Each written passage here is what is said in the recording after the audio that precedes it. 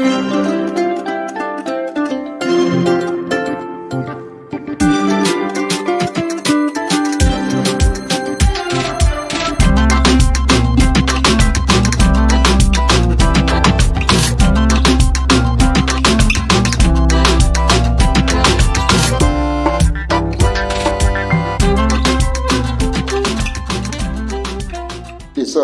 51ஆம் அதிகாரம் 3வது வசனத்தை நாம் இப்படி வாசிக்கிறோம். எசாயா 51:3. ஆண்டவர் சீயோனை தேற்றுவார். நாம் வாசிக்கிறோம். கர்த்தர் சீயோனுக்கு ஆறுதல் செய்வார். அவர் அதன் பாழான ஸ்தலங்களை எல்லாம் தேர்தல் அடைய செய்து அதன் வனாந்தரத்தை ஏதேனை போலவும் அதன் அவாந்தர வெளியை கர்த்தரின் தோட்டத்தை போலவும் மாற்றுவார். சந்தோஷமும் மகிழ்ச்சியும் கீத சத்தமும் அதில் உண்டாயிருக்கும் என்பது. கண்களை மூடுவோம். அன்பின் இறைவா, ஆசீர்வாதமாய் ஆண்டவர் தந்த ஒரு ஓய்வு நாள், சிறப்பு திருநாள்.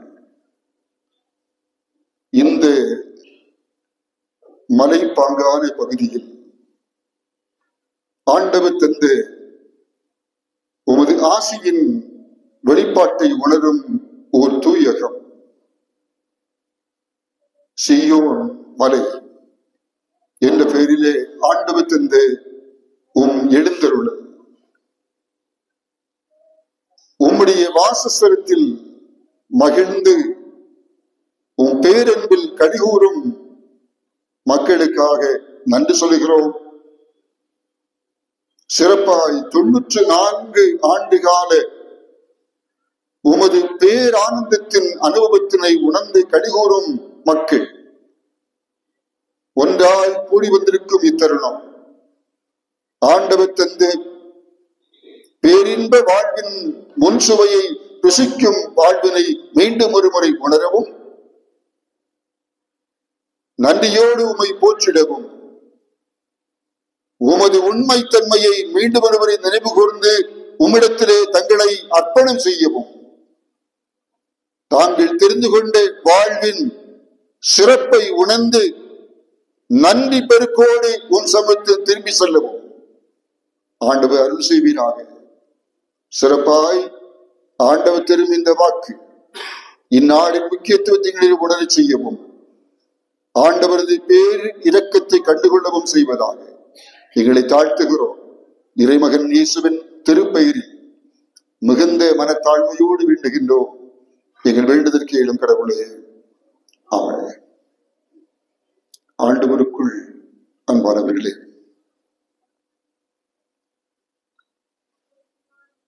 ஆண்டவர் தயவாக தந்த ஒரு ஓய்வு நாள் தான் சிறப்பாக சபை நாள் விழா என்ற நிலையில் 94 ஆண்டுகால இறை அனுபவத்தை உணர்ந்து ஆண்டவரை போற்றும் ஒரு நன்னாள்.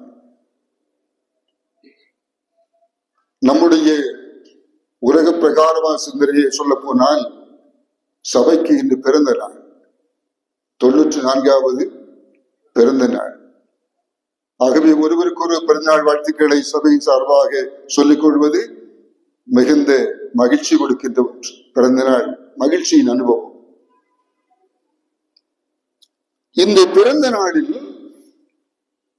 ஆண்டவர் நம்மோடு பேசும்படி நாம் தெரிந்து கொண்ட இந்த திருமறை வசனம் சீயோன் என்ற பெயரிலேயே அமைந்த ஒரு வசனம். ஆண்டவர் சீயோனை தேற்றுவார் என்ற நிலையில் தொடங்குகின்ற ஒரு வாசகம் இது. தொடக்கத்திலே தொடக்க இறைவேண்டல் இந்த வழிபாட்டிலே நாம் துவங்கும் போது இத்திருச்சபடி ஆயர் ஆண்டவர்த்த மன்றாடும் போது சொன்னார், ஏராளம் கரடுமுரடான பாதைகளை எல்லாம் கடந்து வந்த இந்த திருச்சபை இன்று 94 ஆண்டுகளில் ஆண்டவரது பேரிரக்கத்தை உணர்ந்து ஆண்டவரை போற்றுகிறது என்று குறிப்பிட்டார்கள். இந்த திருப்பகுதியும் அண்ட சராசரங்களை படைத்து உலக இரட்சகரை நமக்காக தந்த கடவுள் உலகத்தின் மீட்புக்காக தம்முடைய ஒரே மகனை இரட்சகராக தருவதற்காய் தெரிந்து கொண்ட ஒரு மக்களினத்தின் வாழ்க்கை அனுபவத்திலே உணர்ந்து பார்க்கிற ஒரு அனுபவம் தான் இந்த எசாயாவுடைய இறைவாக்கு பகுதி 51ஆம் அதிகாரம். எசாயா 40ஆம் அதிகாரம் முதல் 55 வரைக்கும் உள்ள இந்த பகுதி இஸ்ராயேல் மக்கள் தங்கள் வாழ்க்கையிலே கடவுளின் பேரிரக்கத்தை மீண்டும் ஒருவரை நினைவு கூறுகின்ற ஒரு நாட்களாக இருந்த காலம் என்பதை தெளிவாக நாம் அறிவோம். வாழ்க்கையில் ஆண்டவரது ஆறுதல் அளிக்கும் வல்லமையும் வழிகாட்டுதலும் பூரணமாக தேவை என்பதை உணர்ந்திருந்தார்கள். தாங்கள் அழைக்கப்பட்ட நோக்கம் தங்கள் வாழ்க்கையிலே அவர்கள் அதை நிறைவேற்றாமல் போகிறதை ஒரு கட்டத்திலே உணர்ந்தார்கள். அப்படி உணரும் போது அவர்கள் அழைக்கப்பட்ட நோக்கத்தை அவர்கள் உணர்ந்து கொள்ளவும் அழைத்தவருடைய பேராற்றலை அவர்கள் புரிந்து கொள்ளவும் கடவுள் அவர்களோடு மீண்டும் பேசுவார். அந்த பேசும் வார்த்தையுடைய ஒரு சாரம் நாம் இதே காலகட்டத்திலே எழுதும் இன்னொரு பகுதியிலே வாசிக்கிறோம். அதை நாம் வாசிக்க போகிறோம்.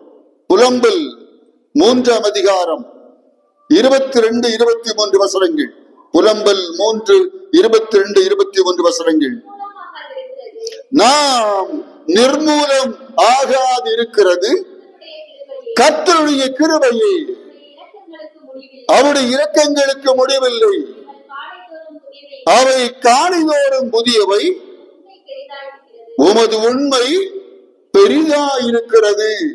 புலம்பல் புத்தகத்திலே அவர்கள் தங்கள் வாழ்க்கையில் ஒரு காலகட்டத்தில் தங்கள் நிலையை உணர்ந்து பார்ப்பார்கள். ஐயோ என்று அவர்கள் கதறுவார்கள். நாங்கள் பாவம் செய்தோம் என்று கதறுவார்கள். அந்த கதறும் சூழலிலே கடவுள் அவர்களோடு சொல்லுவார். அந்த வார்த்தைகளை இறைவாக்காளர் சொல்லுவார். இதோ நாம் அழியாதிருப்பது ஆண்டவரது கிருபை, அவை இரக்கங்களுக்கு முடிவில்லை, அவை காலைதோறும் புதியவை, நீர் உண்மை உள்ளவர், ஆண்டவர் நம்பத்தகுந்தவர். இந்த 94 ஆண்டு காலங்கள் இந்த சீயோன் மலை திருச்சபை மக்கள் வாழ்க்கையிலும் நாம் அதைத்தான் உணர முடியும். ஆண்டவர் நம்பத்தகுந்தவர், உண்மை உள்ளவர். கடந்து வந்த பாதைகள் எவ்வளவா இந்த இடத்திலே நற்செய்தி விதைக்கப்பட்ட நாளிலிருந்து பெற்ற அனுபவங்கள் எவ்வளவு மக்களை சந்தித்திருக்கிறோம், எவ்வளவு ஆசைகளை பெற்றிருக்கிறோம், எவ்வளவாய் வீழ்ந்திருக்கிறோம். ஆனாலும் ஆண்டவர் நம்மை கட்டி எழுப்பி இருக்கிறார். 94ஆம் சபை நாளை இன்று மகிழ்ச்சியோடு இந்த பிராந்தியத்து மக்களோடு அருகார் மக்களோடு இணைந்து நாம் ஆண்டவரை போற்றும்படி கொடுத்திருக்கிறாரு. எவ்வளவு நம்பத்தகுந்தவர். இந்த நாள் நமக்கு சுட்டுகின்ற பேருண்மைகள் இவற்றின் என்ன என்றால், முதலாவது நாம் காணுகின்ற ஒன்று, நம்முடைய வாழ்க்கையிலே கிறிஸ்து வழியாக தமது இரக்கத்தை காண்பித்த கடவுள் நம்பத்தகுந்தவர், உண்மை உள்ளவர். அந்த உண்மையுள்ள கடவுள் இந்த நாளில் நம்முடைய கடந்த கால நிகழ்ச்சிகளை உணர்ந்து ஆண்டவருக்கு நன்றி படைக்கும் ஒரு அழைப்பினை கொடுக்கின்றார். கடந்த கால வாழ்க்கையினை உணர்ந்து பார்க்கிற இந்த நாளில் 94 ஆண்டுகால இந்த பயணத்தில் கடவுள் நம்மிடத்திலே நடத்தி வந்த பாதைகள் என்ன என்பதை உணரும் வண்ணமாக இஸ்ராயேல் மக்களோடு ஆண்டவர் அதை சொல்லியிருப்பதை நாம் உணர்கிறோம். எசாயா 51ஆம் அதிகாரம் 1 முதல் வாசியுங்கள். நீதியை பின்பற்றி கர்த்தரை தேடுகிற நீங்கள் எனக்கு செவி கொடுங்கள். நீங்கள் வெட்டி எடுக்கப்பட்ட கன்மலையையும் நீங்கள் தோண்டி எடுக்கப்பட்ட துறவின் குழியையும் நோக்கி பாருங்கள். உங்கள் தகப்பனாகிய ஆபிரகாமையும் உங்களை பெற்ற சாராயையும் நோக்கி பாருங்கள். அவன் ஒருவனாயிருக்கையில் நான் அவனை அழைத்து அவனை ஆசீர்வதித்து அவனை பெருக பண்ணினேன். அவன் ஒருவனாயிருக்கையில், அவன் வெறுமையாய் இருக்கையில், சாராய் வெறுமையாய் இருக்கையில் நான் ஆபிரகாமையும் சாராயும் அழைத்திருக்கிறேன். நீங்கள் வெட்டி எடுக்கப்பட்ட கன்மலையை நோக்கி பாருங்கள். 75 வயதிலே ஆபிரகாமை அழைக்கிற கடவுளை கவனிக்கிறோம். அவனோடு வாக்குத்தத்தம் கொடுக்கின்றார். உன்னுடைய வம்சம், உன்னுடைய சந்ததி வானத்து நட்சத்திரங்களைப் போல எண்ண முடியாதாயிருக்கும். உன்னுடைய சந்ததி மணலை, கடற்கரை மணலை போல திரளாயிருக்கும், எண்ண முடியாது. சொல்லும் போது அவனுடைய வாழ்க்கை என்ன? அவன் ஒருவன், அவனோடு சாராய் மட்டும் இருக்கிறார். 25 ஆண்டு காலங்கள் காத்திருக்கின்றான்.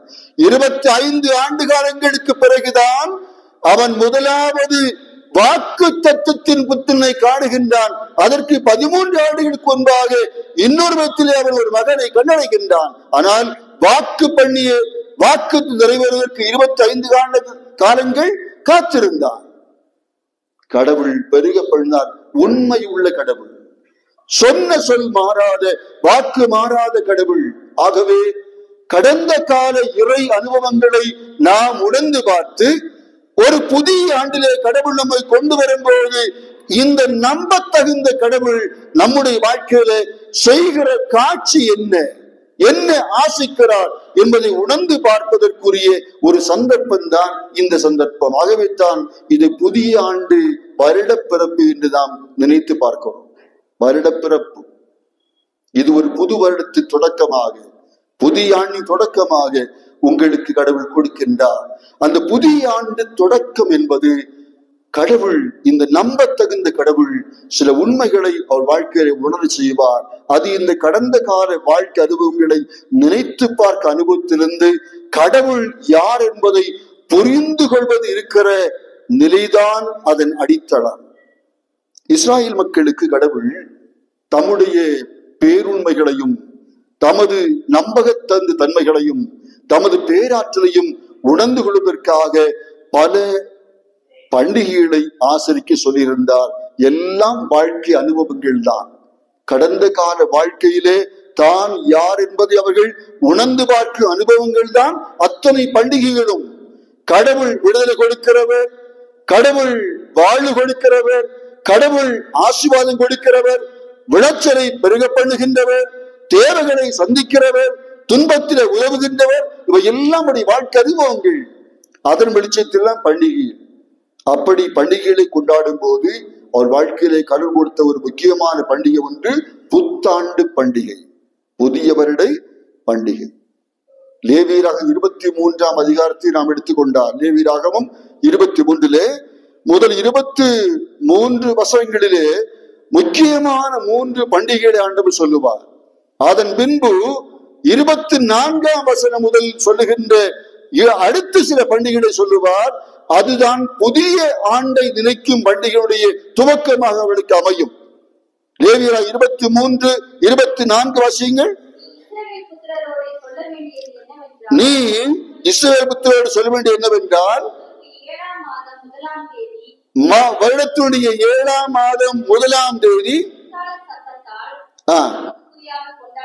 எக்கால சத்தத்தால் ஞாபக குறியாய் கொண்டாடும் பண்டிகை என்கிற சபை கூடி வரும் பரிசுத்த ஓய்வு நாள். அதே அந்த வாக்கை எண்ணாகமம் 29ஆம் அதிகாரம் முதல் வசனம் முதலாக நாம் வாசிக்கிறோம். அதை வாசிங்கள். எண்ணாகமம் 29:1 முதல் 7ஆம் மாதம் முதல் தேதி பரிசுத்த சபை கூடும் நாள். அதில் சாதாரணமான யாதொரு வேலையும் செய்யக்கூடாது. அது உங்களுக்கு எக்கால ஊதும் நாள். இதுதான் அதை அந்த பண்டிகையை கொண்டாடும் விதத்தை பற்றி தொடர்ச்சியாக நாம் வாசிக்கிறோம். இதுதான் அவளுடைய புத்தாண்டு பண்டிகை. ரோஸ் ஹசானா என்று அவர்கள் சொல்லுவார்கள். புத்தாண்டு பண்டிகை. அவர்களுக்கு 2 விதமான வருடத்தினுடைய புரிதல் உண்டு. ஒன்று சமயத்தின் சார்பான ஒரு புரிதல், இன்னொன்று அது செக்குலராக வருகின்ற ஒரு புரிதல். அதிலே இது அவர்கள் சமயம் சாராத விதத்திலே கொண்டாடுகின்ற வருடத்தினுடைய முதல் நாள், முதல் மாதம் முதல் நாள் துவங்கும். 7ஆம் மாதம் முதல் நாள் வருடப்பிறப்பு பண்டிகை. இந்த வருடப்பிறப்பு பண்டிகையை கொண்டாடும் போது அவர்களுக்கு கடவுள் சொன்னது, முதலாவது நீ என்ன செய்யணும்? எக்காலம் ஊதணும். எக்காலம் ஊதும் சத்தத்தோடுதான் இந்த பண்டிகை கொண்டாடப்பட வேண்டும். ஆக இந்த புத்தாண்டு பண்டிகை எக்காலம் ஊதும் அனுபவத்தோடு தொடங்குதுன்னு சொன்னால், அந்த எக்கால சத்தம் சில உண்மைகளை அவர்களுக்கு சொல்லும். எக்காலம் வெறுவனே ஊத மாட்டார்கள். நாம் பல சமயங்களிலே பலவிதமான இசைக்கருவிகளை வாசிப்போம். எல்லா இசைக்கருவிகளும் எல்லா சமயத்திலும் பயன்படுத்துவது கிடையாது. ஒரு சில இசைகள், நமக்கு சில ராகங்கள் உண்டு, இசைகள் உண்டு, ராகங்கள். எல்லா ராகமும் எல்லா சமயத்திலும் பயன்படுத்த மாட்டோம். சில ராகத்தை போட்டால் உடனே சொல்லுவோம், இது இன்ன விழா, இது இன்ன விழா என்று சொல்லுவோம். அப்படித்தான் அமையும். இந்த எக்காலம் ஊதும் சத்தம் திருப்பேரவையாக சபையாய் கூடி வந்து இறை சமூகத்திலே எக்காலம் ஊதி பண்டிகை கொண்டாடுவது சொன்னால், அதிலே சில முக்கியத்துவத்தை கவனிக்கிறோம். அதனுடைய ஒரு தாக்கத்தை நாம் எண்ணாகமம் 10ஆம் அதிகாரம் 9-10 வசனங்களிலே கவனிக்க முடியும். இந்த எக்கால சத்தம் ஊதினால் என்ன நடக்கும்? எக்கால சத்தத்தின் மூலமாய் கடவுள் என்ன சொல்லுகிறார் என்பதை நாம் கவனிக்க முடியும். வாசிங்கள், எண்ணாகமம் 10:9-10.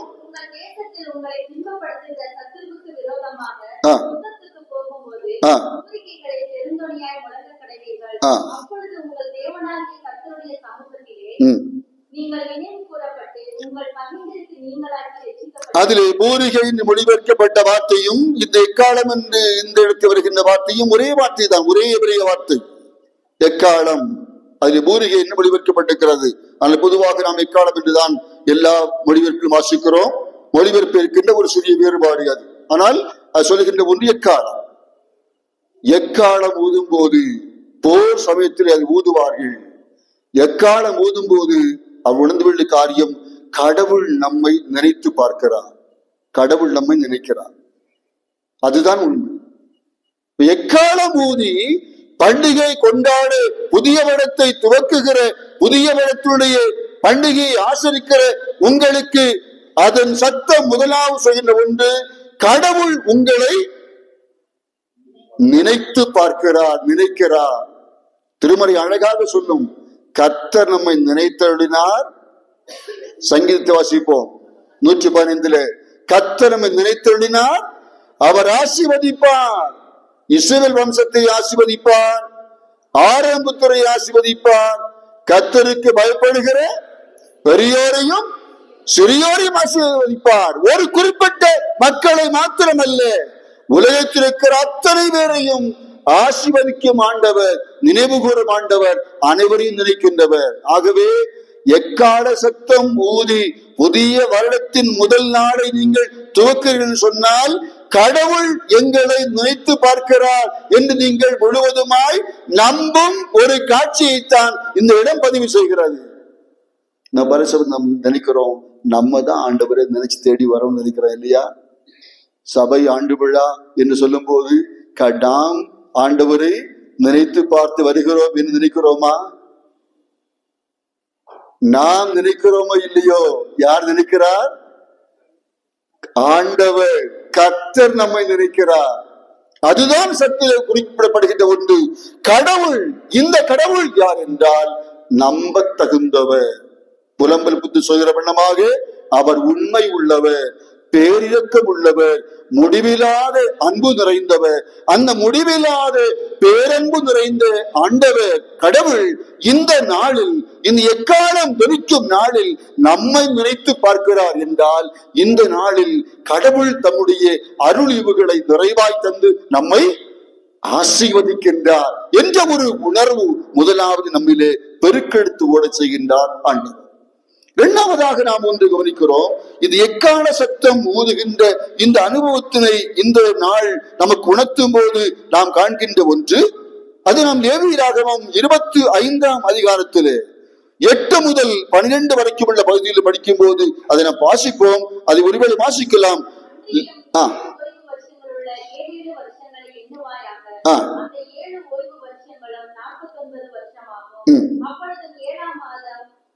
அதே 7ஆம் மாதம் முதல் நாளில் என்ன நடக்கும்? முதல் நாள் வருடத்துடைய வருட பிறப்பு நாள், முதலாம் நாள். இது அடுத்து வருகின்ற ஒன்று. அதே மாதத்திலே வாசிங்கள். 10ஆம் தேதி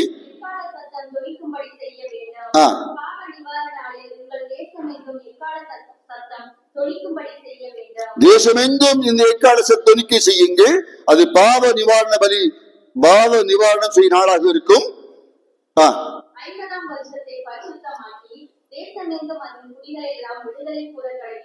தேசம் எங்கும் உள்ள மக்கள் எல்லாரையும் நினைத்து அவர்களுக்கு என்ன செய்யணும்? விடுதலையை பிரசித்தப்படுத்த வேண்டும். விடுதலையை நீங்கள் நிறைவேற்ற வேண்டும். பாருங்க, எக்கால சத்தம் 7ஆம் மாதம் வருட பிறப்பு நாள், வருடத்தின் துவக்கம் எக்கால சத்தத்தோடு துவங்கும். கடவுள் எங்களை நினைக்கிறார். கடந்த காலத்திலே மட்டுமல்ல, இந்த நாட்களிலும் இந்த நாளிலும் எங்களை அவர் நினைக்கிறார். தம்முடைய பேராற்றலை நம் கண்காண செய்கிறார், நம்மை ஆசீர்வதிக்கிறார் என்று உணரும் போது அடுத்து எக்கால சத்தத்தை 10 நாள் கழித்து ஊதணும். அப்ப என்ன செய்யணும்? தேசம் எங்கும் உள்ள மக்களை யார் நினைக்கணும்? நீங்க நினைக்கணும். நான் உங்களை நினைக்கிறேன், நீங்க என்ன செய்யணும்? அதே காலத்து திரும்ப ஊதணும். ஊதும் போது பாவ நிவாரணம், the day of atonement. கடவுள் எங்களை பாவங்களை மன்னிக்கிறார். புதிய ஆண்டை தந்து வாழ்விக்கிறவர். இந்த புதிய ஆண்டின் பரிணாமம் எங்கள் வாழ்க்கை மூலமாக கடவுளின் இந்த பேருண்மை, நம்பகத்தின் தன்மை, அவரது ஆற்றல் முழு உலக மக்களுக்கும் போய் சேர வேண்டும். ஆகவே தேசத்துள்ள மக்களை எல்லாம் நீங்க நினைக்க வேண்டும் என்று எப்படி நினைக்கணும்? எப்படி நினைக்கணும்? நாங்க எல்லாம் உங்களை நினைக்கிறோம் அப்படி சொல்லி போஸ்ட் அடிச்சு ஒட்டினா மட்டும் தேசத்திலே உள்ள மக்களை எல்லாம் நாங்கள் நினைக்கிறோம் என்று போஸ்ட் அடிச்சு ஒட்டினா ஒண்ணும் போதாது. என்ன செய்யணும்? ஆண்டு சொல்றாரு, 7 ஓய்வு ஆண்டுகள். ஒவ்வொரு ஓய்வு ஆண்டிலும் அதற்குரிய கடமை இருக்கிறது. சிறப்பாய் இந்த 50வது ஆண்டு, 50ஆம் ஆண்டு, 7 ஓய்வு ஆண்டுகளுக்கு பின் வருகின்ற அந்த சிறப்பு ஆண்டு, யூபிலி ஆண்டு. யூபிலி ஆண்டிலே யாரெல்லாம் அடிமைகளை வீட்டில் வைத்துக்கிறீங்களோ அத்தனை அடிமைகளை என்ன செய்யணும்? அவங்க வீட்டுக்கு அனுப்பிவிட வேண்டும். யார் யாரெல்லாம் இயலாமை நிமித்தமாக உங்கள் சகோதரன் என்று நிலங்களை பெற்று வைத்துக்கிறீர்களோ அத்தனை பேரும் அவள் நிலங்களை எல்லாம் திருப்பி கொடுத்து விட வேண்டும். தங்களோடு வாழுகிற மக்களிலே ஒருவன் கூட ஏழையாக இருக்கவே கூடாது. வறுமை நிமித்தமாக, சூழல் நிமித்தமாக ஒருவன் கடன் பட்டிருந்தால், ஏழையாய் போயிருந்தால், அடிமையாய் மாறியிருந்தால் அவனும் விடுதலை பெற வேண்டும். அவனுக்குரிய நிலமும் விடுதலை பெற வேண்டும். அப்படி இதுதான் நாம் நம்மோடு வாழும் மக்களை நினைப்பது. ஒரு புதிய ஆண்டை, திருச்சபை ஆண்டை, சபை நாள் விழாவை ஆசரிக்கும் நம்முடைய வாழ்க்கையிலே கடவுள் நம்மோடு உணர்த்தும் காரியம் இதுதான். ஒன்று, எல்லாம் வல்லவர் படைப்பாளராம் கடவுள் நம்மை நினைத்து பார்த்து நம் வாழ்க்கையின் தேவைகளை எல்லாம் பொறுப்பெடுப்பதாக, நம்மை விடுதலை செய்வதாக, நம்மை வாழ்விப்பதாக, நம்மை ஆசீர்வதிப்பதாக சொல்லும் வார்த்தைகள் ஒன்று. அந்த வார்த்தை இதோ, கடவுள் என்னை நினைத்து ஆசீர்வதிக்கப்படினாலே நான் பிறரை நினைப்பதற்காகத்தான் இந்த நாளை ஆண்டவர் தருகின்றார், இந்த புதிய ஆண்டை தருகின்றார் என்ற ஒரு ஆற்றலின் சவால் நம்முடைய வாழ்க்கையிலே இழைந்தோட செய்யும் ஆண்டவர் நினைக்கிறோம். கடந்த காலத்தில் நம்மை நடத்தியவர், நிகழ்காலத்திலும் நடத்துகின்றார், ஒரு விடுதலை பெற்ற வாழ்வோடு. அதே நேரத்தில் ஆண்டவர் சொல்கிறார், இந்த வாழ்க்கை வரும் நாட்களிலும் தொடர் வண்ணமாகவே நான் உங்களோடு கூடவே இருக்கிறேன் என்ற உணர்வையும் இந்த எக்கால சத்தம் வழியாகவே ஆண்டவர் சொல்லுகின்றார். மீண்டும் ஒரு எக்காலம் தொனிக்க போகிறது. எப்போ? ஆண்டவர் எல்லாம் வல்லவர், அண்ட சராசரிகளை படைத்தவர், அனைத்து மக்களையும் வாழ்விக்கிறவர், தம் குமாரன் கிறிஸ்துவிலே மீட்டுக் கொண்டவர், அனைத்து மக்களுக்கும் இந்த அழிவின் உலகிலிருந்து அழியாத வாழ்வுக்காக, நிலையற்ற உலகத்திலிருந்து நிலையற்ற நிலையில்லாத நிலையற்ற என்று சொல்லுவோமே நீடித்த வாழ்வு, அப்படிப்பட்ட வாழ்வுக்காக அனைத்து மக்களையும் ஆயத்தம் செய்ய கிறிஸ்துவை மீண்டும் நம்மிடத்திலே அனுப்புகின்ற அந்த நாள் எக்காலம் முழங்கும்.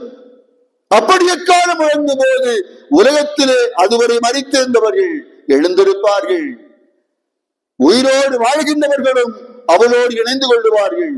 அனைவருக்கும் பொதுவான ஒரு நியாய தீர்ப்பு ஒன்று இருக்கிறது. அது எதற்காக?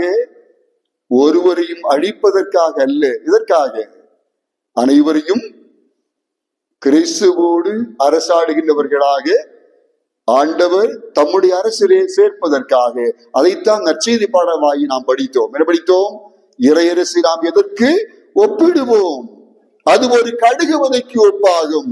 அது உலகத்திலே பார்ப்பதற்கு சிறிய விதை, ஆனாலும் அது முளைத்து பயிராகி வளர்கிற போது ஒரு பெரிய மரமாக, ஒருவேளை நம்முடைய கடுகு விதை அப்படி மரம் என்றும் இங்கில்லை. இதெல்லாம் எபிரேய சூழல், யூத சமய யூத கலாச்சார பின்னத்தில் எழுகின்ற ஒன்று. அங்கு மரமா இருக்கு இல்லையா? நம் விதைகளையும் மரங்களையும் படிப்போம். கீழே சமவெளியிலே இருக்கிற மரங்களிலும் தன்மையும் மலையில் இருக்கிற மரங்களின் தன்மையும் வித்தியாசமா இருப்பதை நாம் பார்ப்போம். கீழே மேல பெருசா இருக்கிறவங்களோட கீழே போனா சின்னதாகும், அங்க சின்னதா இருக்கு, இங்க வந்தா பெருசா இருக்கும். வேறுபாடு பார்க்க முடியும். இதோ இந்த திருச்சபை இந்த நோக்கத்தை உணர்ந்து ஆண்டவர் ஒவ்வொரு நாளும் புதிய ஆண்டுகளை தந்தைகளை வாழ்விக்கிறார். எதற்கு சொன்னால், இந்த உலகத்திலே அனைத்து பறவைகளும் அதன் நிழலிலே வந்தடைகிற அளவிலே பெரிய கிளைகளை விடுவதற்காக. இந்த சீயோன் மலையையும் கடவுள் அதற்காகத்தான் இந்த இடத்திலே வைத்திருக்கிறார். மிக உயர்ந்த ஒரு இடத்திலே ஆண்டவர் கொண்டு வந்து வைத்திருக்கிறார். எதற்கு? எல்லா பறவைகளும் இதன் அடைக்கலத்திலே வருவதற்காக. அன்று சீயோன் நகரிலே, சீயோனிலே, எருசலேமிலே தமது மகனை சிலுவையிலே உயர்த்தி உலகத்திலே வாழுகின்ற மக்களுக்கெல்லாம் ஆசியாக மீட்பராக அவர் உதிரம் சிந்தி தம் சரீரம் இருந்து வாழ்வளிப்பதற்காய் கையளித்த ஆண்டவர் இந்த சீயோனிலே நம்மையும் வைத்திருக்கின்றார். என்ன உணவு பெற செய்கின்றார்? இந்த புதிய ஆண்டை கொண்டாடும் போது ஆண்டவர் நம்மளை சொல்கின்றார், நான் என்றும் மாறாதவர், நம்ப தகுந்தவர், உங்களை நினைக்கின்றேன் என்று சொல்லுகின்றார். நினைக்கின்றவர் நாம் பிறரை நினைக்க செய்கின்றார். மாத்திரமல்ல, எல்லாரும் இணைந்து ஒரு பயணத்திலே நீடித்த வாழ்வுக்காக நாம் ஆயத்தப்படும்படி நம்மை நடத்துகின்றார் என்ற உணர்வினை தான் இந்த நாளிலே கடவுள் நம்மோடு பகிர்ந்து கொள்ளுகின்றார். ஆக அப்படிப்பட்ட ஒரு அனுபவத்தின் வெளிச்சம்தான், ஆண்டவரின் ஆற்றல் தான் இந்த சபை நாளிலும் நம்மை தாங்குகிறது என்ற உணர்வுடன் ஒரு புது பொலிவோடு புது உற்சாகத்தோடு கர்த்தர் இன்னும் என்னை நடத்துவார் என்ற புரிதலோடு நாம் செல்லவும் ஆண்டவரிலே ஆசி பெறவும் எல்லாம் வல்ல இறைவன் நமக்கு அருள் புரிவார், நம்மை ஆசீர்வதிப்பார். எல்லா புத்திக்கும் மேலான தெய்வ சமாதானம் உங்கள் இருதயங்களையும் சிந்தைகளையும் கிறிஸ்து இயேசுவுக்குள் காத்துக்கொள்வதாக. ஆமென்.